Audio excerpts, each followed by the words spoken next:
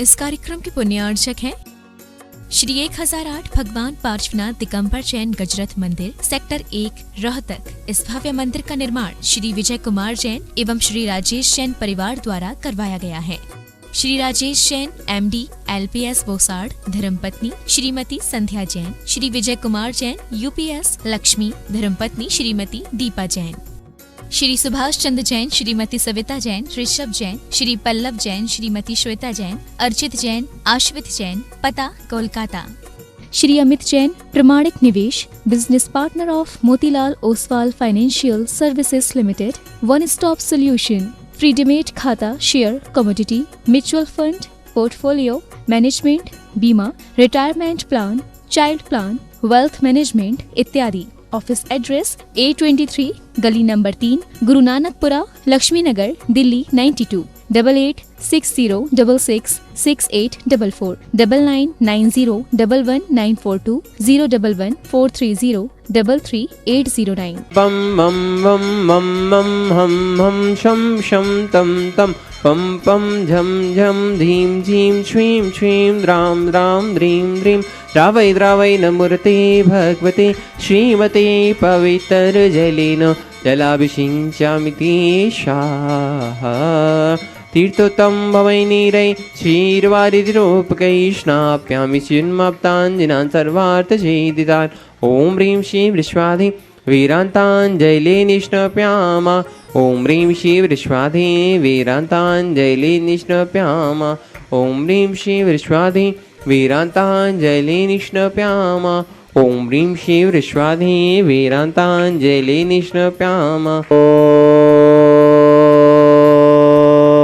नमः सिद्धेभ्यः श्रीवीतरागाय नमः। ॐ ह्रीं नमो अरिहन्तानं, नमो सिद्धानं, नमो आयर्यानं, नमो वध्यायानं, नमो लोये शवशाहुनं। चत्तारि मंगलम अनंतामंगलम सिद्धामंगलम सावमंगलम केलिवनत्तो धम्ममंगलम। चत्तारि लोत्तमा अनंतालोत्तमा सिद्धालोत्तमा सावलोत्तमा केलिवनत्तो धम्मलोत्तमो। चत्तारि शनबोध्यामि अरहन्ते शनबोध्यामि सिद्धे शनबोध्यामि साव शनबोध्यामि केलिपनत्तं धम्मं शरणपवध्यामि। ओम ह्रीं अनादि मूल मंत्रेभ्यो नमः। सर्व शांतिम तुष्टिम पुष्टिम च कुरु कुरु। ओम नमोते भगवते प्रच्छिन्नासे दोषकर्मसाय दिव्यते जमूर्ति नमः। श्री शांतिनाथाय शांति कराय, सर्वविघ्न प्रणाशाय, सर्वरोगापमृत्यु विनाशाय, सर्वप्रकृतितोपद्रव विनाशाय, सर्वक्षाम डामर विनाशाय। ओम ह्रां ह्रीं ह्रूं रौं र असिया उषा सर्व शांतिम तुष्टिम पुष्टिम च कुरु कुरु। ओम ह्रूं छुम पट कीटिम कीटिम घाते घाते परविघ्नान् स्फोट स्फोट सस्कंडान् कुरु कुरु परमुद्रान् छिन् छिन्द परमन्त्रान् भिन्न भिन्न छ वाह वाह रूम फट सर शांतिम कुरु कुरु। ओम ह्रीं श्रीं क्लीं ऐं अर्हं अशिया उषानाद विद्याय नमो अरिहन्तानं रौं सर शांतिम कुरु कुरु। ओम अहराम श्री ह्रीं आव रूम ऊ रौं साहर जगदात विनाशनाय ह्रीं श्री शांतिनाथाय नमः सर शांतिम कुरु कुरु। ओम ह्रीं श्री शांतिनाथाय अशोक सरस्वत्याय नमः। अशोक सरस्वत्याय सोमनपदब्दाय अम्लर्विं विजय सर्वदो शांति कराय नमः सर शांतिम कुरु कुरु।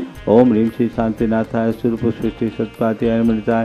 सूर्यपुष्टि सत्पात्याय सोमनपदब्दाय अम्लर्विं विजय सर्वदो शांति कराय नमः सर शांतिम कुरु कुरु। ओम ह्रीं श्री शांतिनाथाय दिव्यध्वनि सत्पात्याय नमः। दिव्यध्वनि सत्प्रात्याय सोमनपदब्दाय अम्लर्विं विजय सर्वदो शांति कराय नमः सर शांतिम कुरु कुरु। ओम ह्रीं श्री शांतिनाथाय चाम्रोत्तोलन सत्प्रात्याय नमः। चाम्रोत्तोलन सत्प्रात्याय सोमनपदब्दाय अम्लर्विं विजय सर्वदो शांति कराय नमः सर शांतिम कुरु कुरु। ओम ह्रीं श्री शांतिनाथाय सिंहासन सत्प्रात्याय नमः। सिंहासन सत्प्रात्याय सोमनपदब्दाय अम्लर्विं विजय सर्वदो शांति कराय नमः सर शांतिम कुरु कुरु।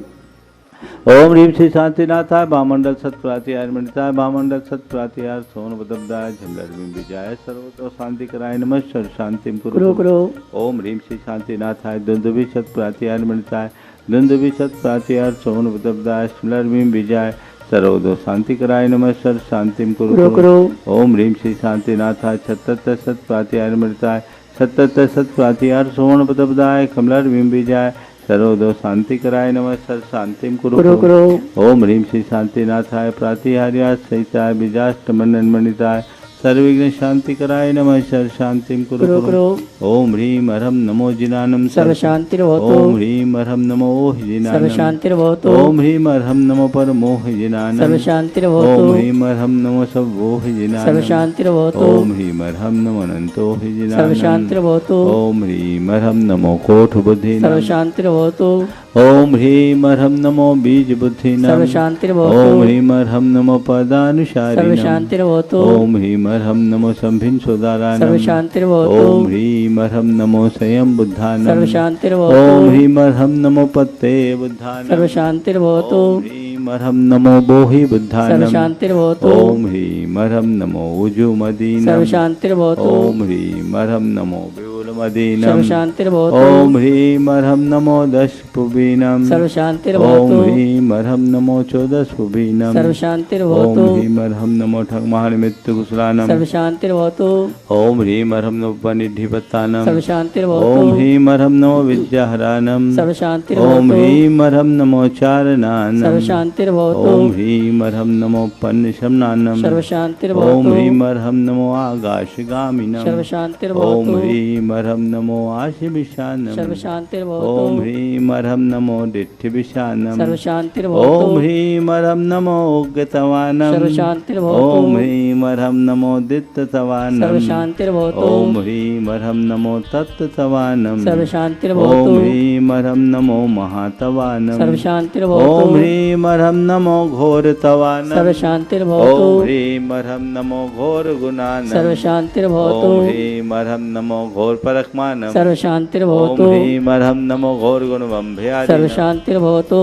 ओम ह्रीं अर्हं नमो आमो सही पत्तानं सर्व ओम शांतिर्भवतु। ह्रीं अर्हं नमो खेलो सही पत्तानं सर्व ओम शांतिर्भवतु। ह्रीं अर्हं नमो जलो सही पत्तानं सर्व ओम शांतिर्भवतु। ह्रीं अर्हं नमो विठो सही पत्तानं सर्व ओम शांतिर्भवतु। ह्रीं अर्हं नमो सव्वो सही पत्तानं सर्व ओम शांतिर्भवतु। ह्रीं अर्हं नमो मनबलीनं सर्व ओम शांतिर्भवतु। ह्रीं अर्हं नमो बचिबलीनं सर्व ओम शांतिर्भवतु। ह्रीं अर्हं नमो कायबलीनं सर्व शांतिर्भवतु। ओम ह्रीं अर्हं नमो क्षीरसवीनं सर्व शांतिर्भवतु। ओम ह्रीं अर्हं नमो सप्पिशवीनं सर्व शांतिर्भवतु। ओम ह्रीं अर्हं नमो महूषवीनं सर्व शांतिर्भवतु। ओम ह्रीं अर्हं नमो अमीशवीनं सर्व शांतिर्भवतु। ओम ह्रीं अर्हं नमो खिन्महानशानं सर्व शांतिर्भवतु। ओम ह्रीं अर्हं नमो बद्धमाननं सर्व शांतिर्भवतु। ओम ह्रीं अर्हं नमो लोये सब सिद्धाय दनानं सर्व शांतिर्भवतु। ओम ह्रीं अर्हं नमो भगवतो महदी महावीर बद्धमान बुद्धिर्छिन्नं चेदि सर्व शांति शांतिर्भवतु।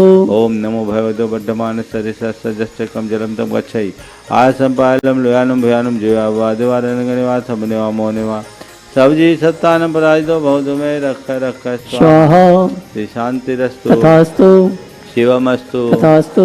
जयोस्तु तथास्तु। नित्यम् आरोग्यमस्तु तथास्तु। सर्वेषां तुष्टिरस्तु तथास्तु। पुष्टिरस्तु तथास्तु। समृद्धिरस्तु तथास्तु। कल्याणमस्तु तथास्तु। सुखमस्तु तथास्तु। अभिवृद्धिरस्तु तथास्तु। दीर्घायुरस्तु तथास्तु। पुरगोत धनानि सदा सन्तु तथास्तु। सद्धर्म श्री बालायुरारोग्यैश्वर्याभिवृद्धिरस्तु तथास्तु।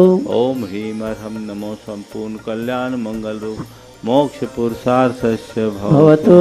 संपूजिकानां प्रतिपालकानां यतीन्द्र सामान्य तपोधनानां यशस्य राष्ट्रस्य पुरस्य राज्ञ करोतु शान्तिं भगवान् जिनेन्द्र करोतु शान्तिं भगवान् जिनेन्द्र करोतु शान्तिं भगवान् जिनेन्द्र प्रदत्तघाति कर्मान् केवल ज्ञान भास्करा कुर्वन्तु जगतां शांतिं विश्वाद्या जिनेश्वरा।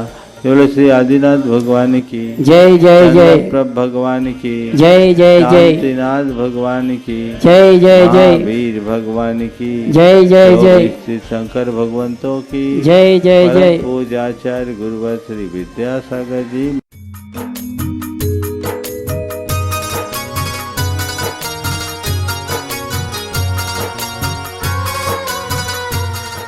नमो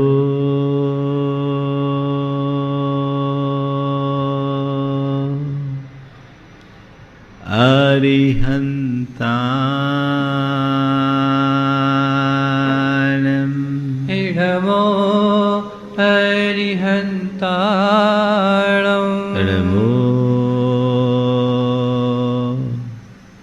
सिद्धार्णम् नमो सिद्धार्णम् नमो आयर्याणम्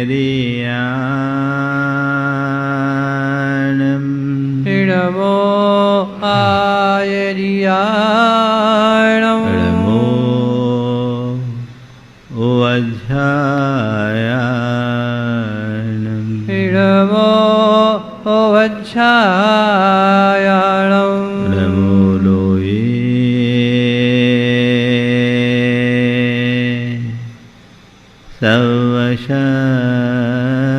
सवशाहनम् नमो लोये सवशाहनम् एसो पंचिणमुयारो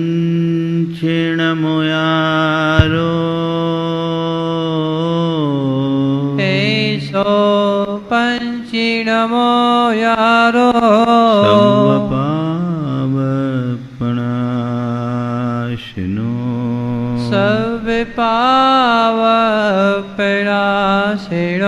मङ्गलारं च सवेशिम् मङ्गलारं च सवेशे परमं होयि मङ्गलम् परमं होयि मङ्गलम्। जय बोलो देवादिदेव 1008 श्री भगवान महावीर स्वामी की जय जय जय। अहिंसा परमो धर्म की जय जय जय। परम पूज आचार्य गुरुवर श्री विद्यासागर जी महाराज की जय जय जय। बड़े पूज्य मुनि प्रमाण सागर जी महाराज की, बड़े पूज्य मुनि अरस सागर जी महाराज की जय। पूरे प्राणी जगत में मनुष्य को प्रकृति की सर्वश्रेष्ठ कृति के रूप में जाना जाता है। यद्यपि हम देखें तो मनुष्यों की अपेक्षा जगत के अन्य प्राणी हमसे ज़्यादा सबल दिखाई पड़ते हैं। न तो हमारे पास हाथी जैसा बल है, न ही शेर जैसा पराक्रम, न ही चीता जैसी स्फूर्ति और न ही घोड़े जैसी शक्ति। हमें एक छोटा सा मच्छर भी हिला देता है ना? फिर भी मनुष्य इतना श्रेष्ठ क्यों? केवल इसलिए कि मनुष्य के पास विचार की एक ऐसी शक्ति है जिसके बल पर वह हाथी पर भी अंकुश लगा लेता है, शेर और चीते को भी पिंजरे में बंद कर सकता है और घोड़े पर भी लगाम लगा सकता है। विचार एक बहुत बड़ी संपदा है, एक बहुत बड़ी शक्ति, और इसी शक्ति के बल पर मनुष्य अपने जीवन का उद्धार करता है। जो लोग अपनी इस वैचारिक शक्ति को समझते हैं, पहचानते हैं और उसका सही प्रयोग करते हैं, वे अपने जीवन को परम ऊंचाई तक पहुंचाने में समर्थ हो जाते हैं। लेकिन जो अपनी वैचारिक शक्ति का सही उपयोग नहीं करते या उसको ठीक रीति से पहचान नहीं पाते, उनका पतन सुनिश्चित होता है। अपनी वैचारिक शक्ति को पहचानिए। हम जिसके बल पर नर से नारायण बन सकते हैं। हमारे विचारों में बहुत बड़ी ताकत है। सवाल, हम क्या करते हैं? आज उसी वैचारिक शक्ति के उपयोग करते हुए अपने जीवन के विकास की प्रेरणा यहाँ दी जा रही है। और आज का विषय है विचार पूर्वक काम करना। हर तरह के मनुष्य होते हैं। आज 4 बातें आप सबसे करूंगा। विचार पूर्वक काम करना, काम करके विचार करना। विचार पूर्वक काम करना यानी विचार करके काम करना, काम करके विचार करना, बिल्कुल ही विचार नहीं करना। समझ गए? विचार करके काम करना, काम करके विचार करना और बिल्कुल ही विचार न करना और विचार करने की क्षमता ही ना होना। ये 4 स्तर के लोग हैं। विचार करके काम करने वाले लोग ही अपने जीवन को ऊंचा उठा पाते हैं। हमारे यहाँ एक कहावत है, सोच करे सो सूर है, कर सोचे सो धूर। सोच करे सो सूर है, कर सोचे सो धूर। अपनी प्रवृत्तियों का हम ठीक तरीके से पड़ताल करके देखें कि हम क्या करते हैं। विचार पूर्वक काम करते हैं या काम करने के बाद विचार करते हैं। जो व्यक्ति विचार करके काम करते हैं वो चिंतनशील होते हैं और जो काम करने के बाद विचार करते हैं वे चिंताग्रस्त होते हैं। संत कहते हैं चिंतनशील बनो, तुम्हारी चिंतनशीलता तुम्हारी प्रगति का आधार बनेगी। लेकिन चिंता मग्न होगे तो वहीं के वहीं डूब जाओगे। जीवन का उत्थान चाहते हो तो हम सोच करके काम करें, काम करने के बाद न सोचे। आज के कुछ सूत्र हैं जिनका उल्लेख करके मैं आज के संदर्भ में कुछ बातें आप सबसे करूंगा। जो लोग यह नहीं चाहते कि दूसरे आदमी उन पर हंसे, जो लोग यह नहीं चाहते कि दूसरे आदमी उन पर हंसे, वे पहले अच्छी तरह से विचार किए बिना काम प्रारंभ नहीं करते। जो लोग ये नहीं चाहते कि दूसरे आदमी उन पर हंसे, वे अच्छी तरह से विचार किए बिना काम प्रारंभ नहीं करते। विचार करो, सोचो, उसके परिणाम को सामने रख करके चलो। हमने बचपन में पढ़ा है, बिना विचारे जो करे सो पीछे पछता है ना? अपने जीवन के अनुभवों से कुछ सीख लो, नसीहत लो कि हमने जब जब बिना विचार किए काम किया है तो हमें पछताना पड़ा है या नहीं। क्यों? जो व्यक्ति पूर्वा पर सोचे समझे बिना कोई भी काम करता है वो अक्सर नुकसान उठाता है, वो परेशानी का सबब बन जाता है। इसलिए हमें काफी कुछ सोच विचार करके काम करना चाहिए। प्रज्ञावान मनुष्य सोच विचार करके काम करता है, लेकिन लोभी, लालची, अंधविश्वासी, भयग्रस्त व्यक्ति या अभिमान से भरा चित्त हो, क्रोध और आवेश का आवेग हो, उस क्षण में व्यक्ति को कभी विचार नहीं होता और वो बाद में पछताता है। जब आवेग होता है तो विवेक खो जाता है। ये आवेग क्रोध का भी होता है, वो आवेग अहंकार का भी होता है, वो आवेग लालच का भी होता है, वो आवेग डर का भी होता है। उस समय मनुष्य की विचार बुद्धि खो जाती है और बाद में व्यक्ति पछताता है, अरे काश मैंने थोड़ा सा समझदारी से काम लिया होता, उस समय इस अंजाम का विचार किया होता तो परिणाम कुछ और होता है। हिसाब लगाओ, विचार करो कि आप जब भी गुस्से में रहते हैं उस समय जो कुछ भी आप बोलते हैं करते हैं क्या सार्थक होता है?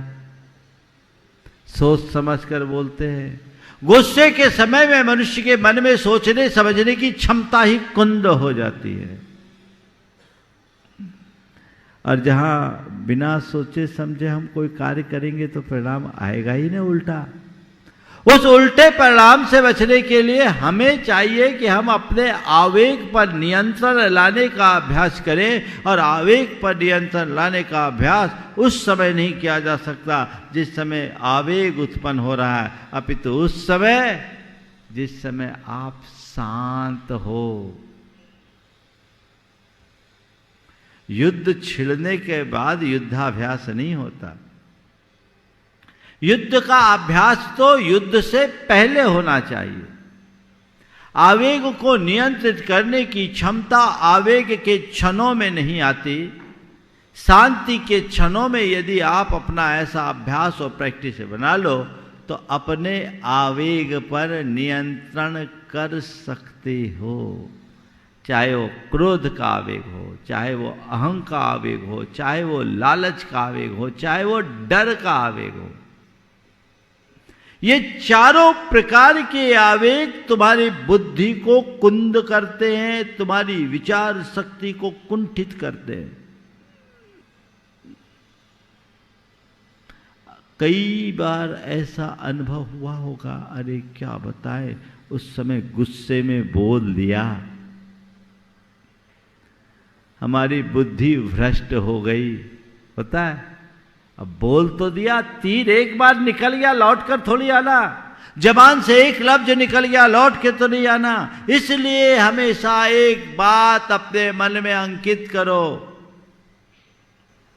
मुझे कोई भी कार्य करना है तो विवेक पूर्वक करना है, उसके परिणाम को सामने ध्यान में रखकर करना है। और उसके लिए यदि आप हर पल अपने मन में ये संदेश देने का अभ्यास बना लें, मुझे सहज रहना है, मुझे शांत रहना है, ये सहज रहना है, शांत रहना है का संदेश यदि आपके अंतश्चेतना में जम जाएंगे तो जब भी कोई आवेग के क्षण आएंगे, आवेग शांत होगा, विवेक जागृत होगा, तो फिर कभी आपको पछताना नहीं पड़ेगा कि अरे मैंने गड़बड़ कर दिया, अरे मैंने गड़बड़ कर दिया। पछताना न पड़े, विचार पूर्वक काम करो, विचार पूर्वक काम करो, सोच विचार करके काम करो, विवेक को जागृत रखो, आवेग को नियंत्रित रखो।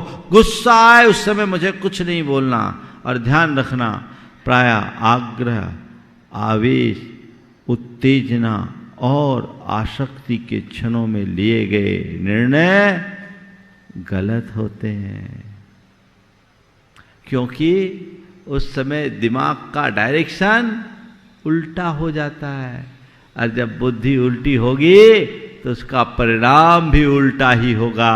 इसलिए ऐसे उल्टे परिणाम से अपने आप को दूर रखना चाहते हो तो जो कुछ भी करो विचार करके करो, शांति के क्षणों में अपने मन में ये बात अभ्यास करो, इस बात का अंकन करो कि मुझे कोई भी काम करना है तो विचार पूर्वक करना है।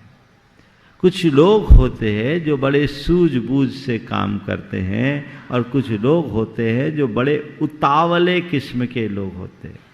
सूझबूझ से काम करने वालों का काम बड़ा विवेकपूर्ण होता है। विषम से विषम परिस्थितियों को वे अपनी कुशलता से पार कर लेते हैं। उनमें ऐसा कौशल और ऐसी चतुराई होती है कि वे उल्टे को भी सीधा कर देते हैं, लेकिन जो उतावले होते हैं वे उल्टा ही सीधा करते रहते हैं। हड़बड़ी में गड़बड़ी। बाद में सोचने की नौबत ही रहा है। संस्कृत में एक सूक्ति, सहसा न विदधीत कार्यम, सहसा न विदधीत कार्यम, कोई भी काम झटके में मत करो, सोच के करो, एक पल सोच लो। कुछ बोलो तो बोलने से पहले सोचो, कोई निर्णय लो, निर्णय लेने से पहले सोचो, कुछ कार्य करो, कार्य करने से पहले सोचोगे, सोच कर काम करोगे तो तुम्हारा जगत प्रशंसक बनेगा, और बिना सोचे काम करोगे तो जग हंसाई होगी। कई लोगों के जीवन में ऐसे प्रसंग आते हैं जो गलत काम कर लेते हैं, गलत निर्णय ले लेते हैं, और बाद में लोगों के आलोचना के पात्र बनते हैं। फिर उन्हें 10 जगह सफाई देना पड़ता है, मेरा आशय ऐसा नहीं था, मेरी भावना ऐसी नहीं थी। भैया अब इतना क्लेरिफिकेशन देने की क्या जरूरत, पहले ही यदि तुम सतर्क और सावधान होते तो ये नौबत क्यों आती। और कभी कभी तो इसके बड़े हृदय विदारक उदाहरण भी प्रस्तुत होते हैं। जब उत्तेजनात् गुस्सा में आदमी अंधा हो जाता है, और अंधा होने के बाद कुछ भी कर देता है। एक व्यक्ति जो विदेश गया, 12 वर्षों के उपरांत विदेश से लौटा, एक लंबा अंतराल। लौटा, देखा, घर आया, सोचा कि मैं बगैर पूर्व सूचना के आऊं और घर आकर सरप्राइज दूं। रात अंधेरे में घर में घुसा, देखता है कि उसकी पत्नी के साथ एक युवा भी लेटा हुआ है। देख करके खून खौल गया कि ये उल्टा मेरे घर, मेरे सूने में इस तरह का आचरण, मैं तो इनके लिए जान गंवा रहा, और ये कार्य। क्रोध भर आया और पत्नी की हत्या करने के ख्याल से उसने दोनों का सोचा, एक साथ दोनों का काम तमाम कर दूं। उसने तलवार खींची, दोनों की गर्दन काटने के ख्याल से। तभी उसके हाथ से लगाया हुआ एक बोर्ड उसकी दृष्टि में आ गया, जिसमें उसने लिख रखा था, सहसा न विदधीत कार्यम। कोई भी कार्य हड़बड़ी में मत करो। तुरंत तलवार म्यान में डाला और तय किया, पता लगाना चाहिए कौन है। इसी बीच कुछ आहट से हुई तो उसकी धर्म पत्नी की आंखें खुली, हड़बड़ा कर उठी, अपने पति को सामने आया देखकर चरणों में गिर पड़ी और बाजू में बैठ लेटे युवक को जगाते हुए कि बेटा देख, आज तेरा कितना बड़ा सौभाग्य, तेरे पिताजी आज तेरे घर आए। सुना तो अचंभित रह गया, अरे ये कौन? बोले इसको आप दूध पीता छोड़कर गए थे, आप 12-14 साल के बाद आए, ये जवान हो गया और इसकी काया कुछ जल्दी बढ़ गई है, ये जवान दिख रहा है, आपका बेटा है। तब उसके मन में आया, हाय अगर थोड़ा सा चूक जाता तो मैं अपने ही कुल का हंता बन जाता, अपने ही खून का खून कर देता।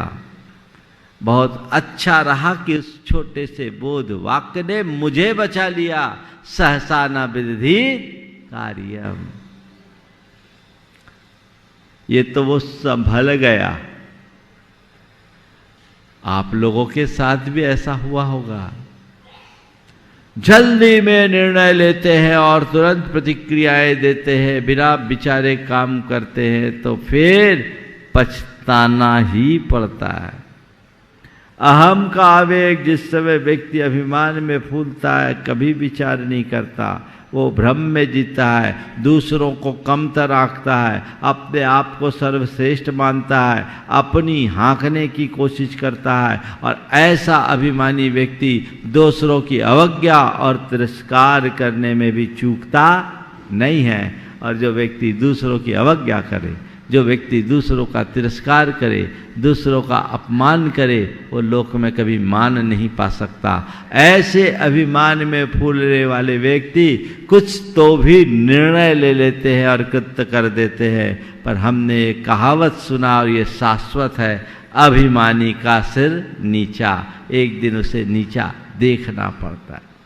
लालच में भी व्यक्ति कई ऐसे कृत्य कर लेते हैं, बाद में पछताना पड़ता है, अनुचित कार्य भी कर बैठते हैं। और ये लालच बस मैंने कर लिया तो फिर पछताना होता है। देखिए, अभिमान और लालच का भी 2 उदाहरण दे दूं मैं आपको।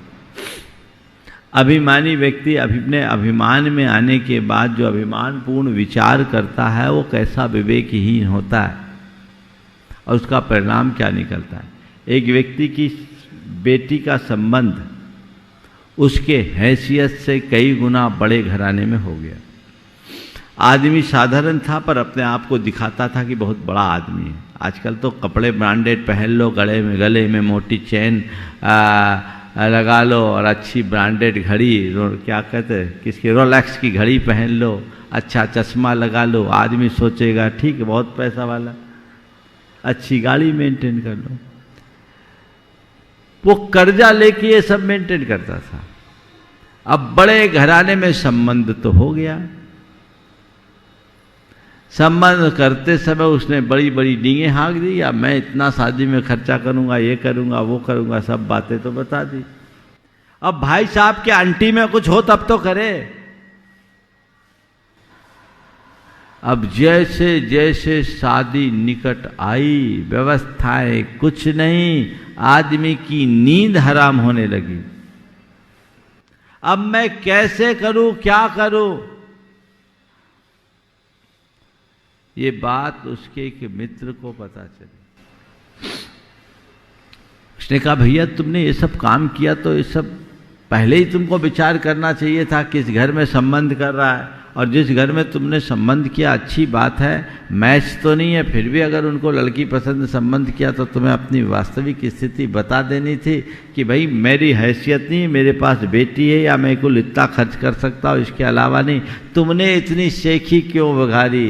बोला क्या करूँ, मैंने सोचा अगर ऐसा करूँगा तो हमारी रेपुटेशन खराब होगी। हमने कहा, उसने कहा कि मैंने कहा भैया रेपुटेशन खराब करने की तेरे को चिंता थी, अब तेरी रेपुटेशन पिट रही है, इसकी चिंता है, कौन करेगा? वो आदमी बहुत समझदार था। उसने कहा कोई बात नहीं, तुम्हें पहले से विचार करना चाहिए और अपनी स्थिति सदैव स्पष्ट रख करके चलना चाहिए, ताकि कहीं किसी तरह का पछतावा का कोई प्रसंग ही ना आए। पर मैं तेरे संबंधी को जानता हूँ, बड़े ऊंचे विचार के व्यक्ति है।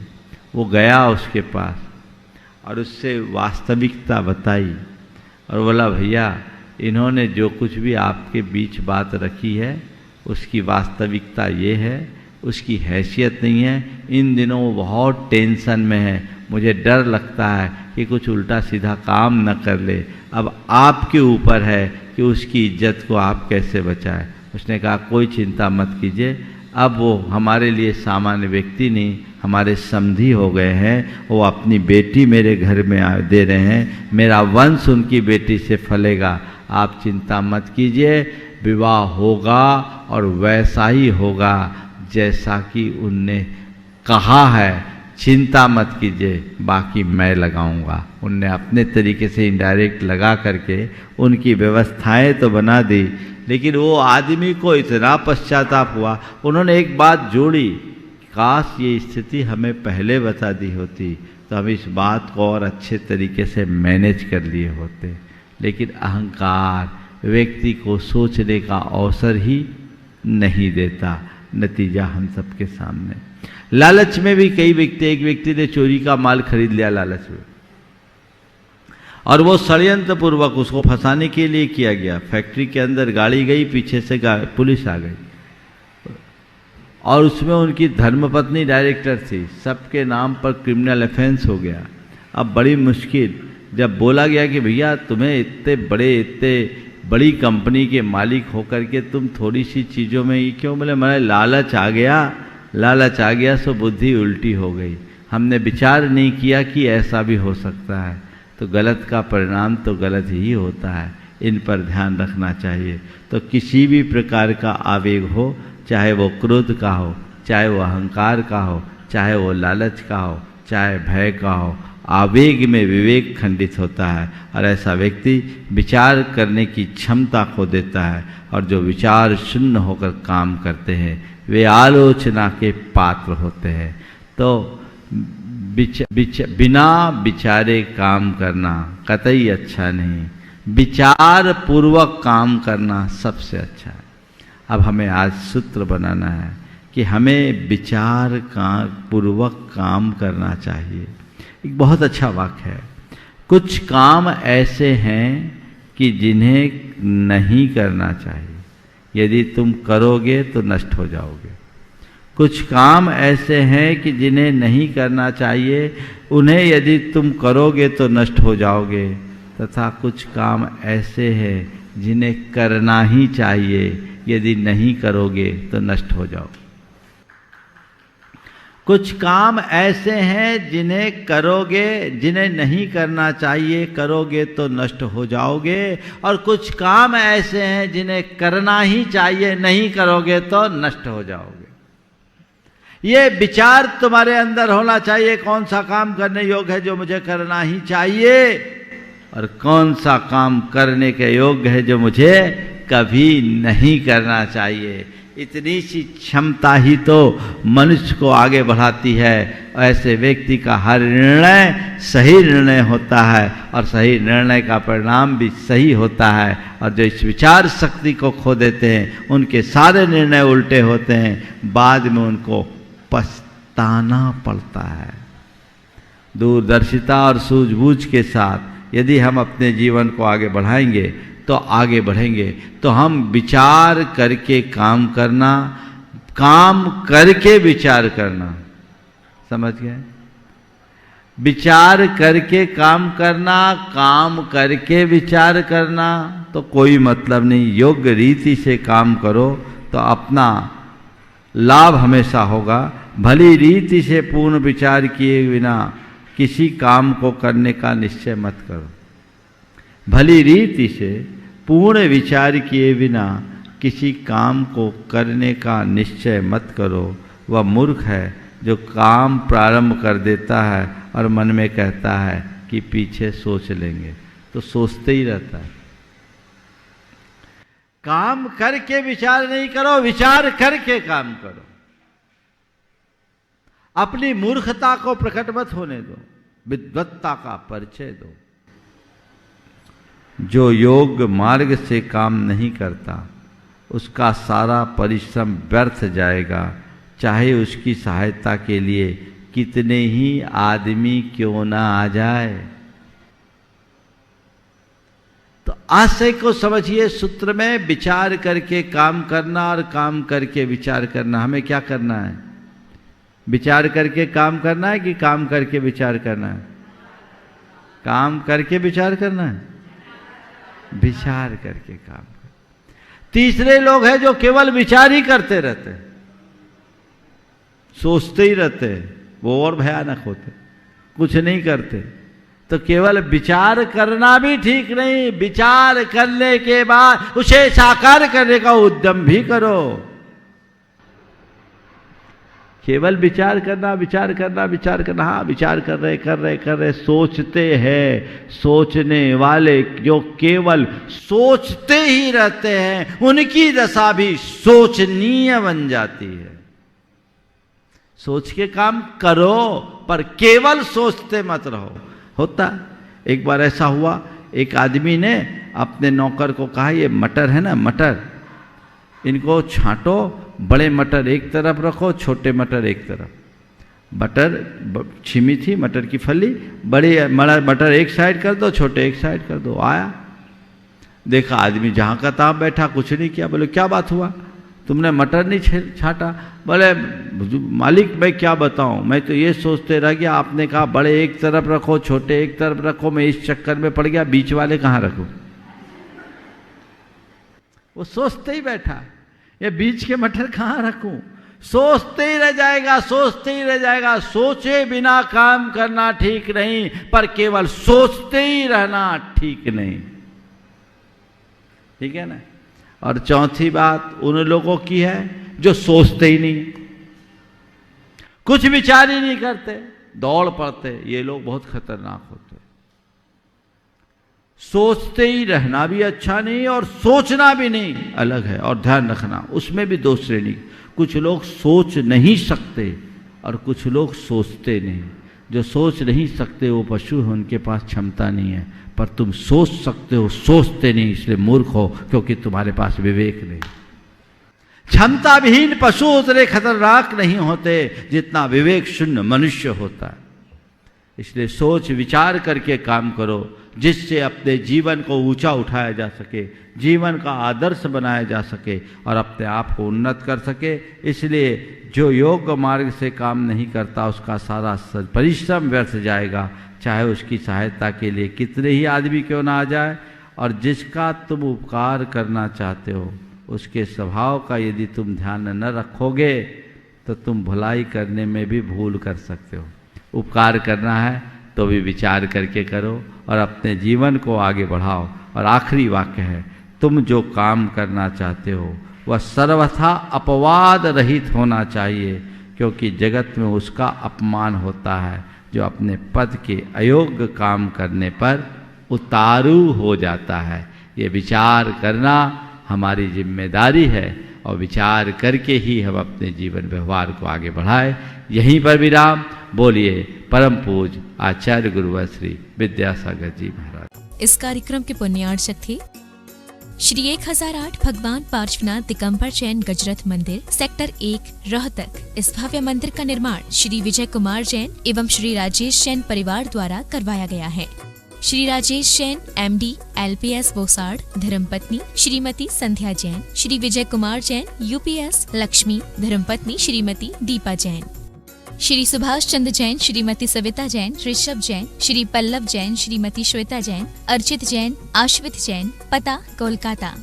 Shri Amit Jain, Pramanik Nivesh, business partner of Motilal Oswal financial services limited, one stop solution, free demat खाता, share, commodity, mutual fund, portfolio management, बीमा, retirement plan, child plan, wealth management इत्यादि। ऑफिस एड्रेस A23 गली नंबर 3, गुरु नानकपुरा, लक्ष्मी नगर, दिल्ली 92। 8860666844 9990111942 01143033809।